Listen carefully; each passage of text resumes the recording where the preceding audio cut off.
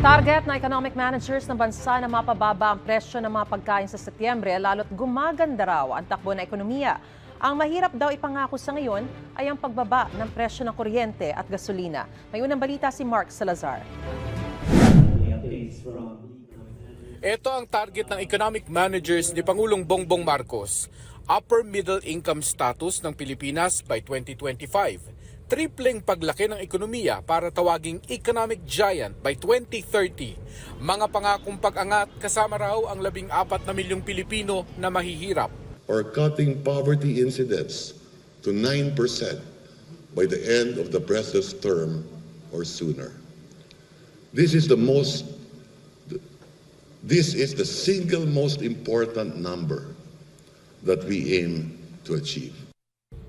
Nasa tamang direksyon daw tayo kung titingnan ng mga numero sa ekonomiya ngayon. Pababang unemployment rate na nasa 3.9% ngayon, pataas na dollar remittances ng OFWs na 9% ng ating ekonomiya, ang pagdoble ng tourist arrivals at maayos at on-target tax collection. Pero batid rin ng gobyerno ang mga lubak na pwedeng magpabagal ng ating pag-unlad.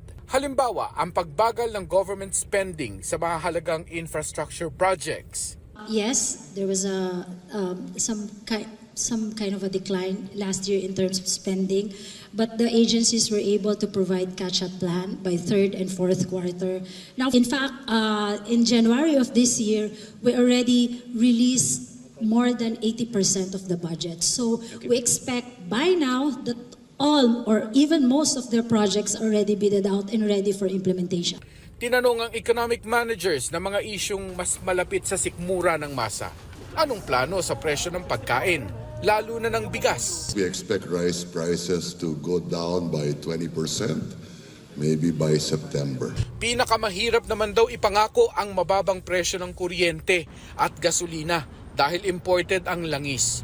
Binigyan din ng economic managers na nakapaloob palagi sa economic plans ang job generation para bigyan ng kakayahan ang mamamayang sumabay sa galaw ng ekonomiya.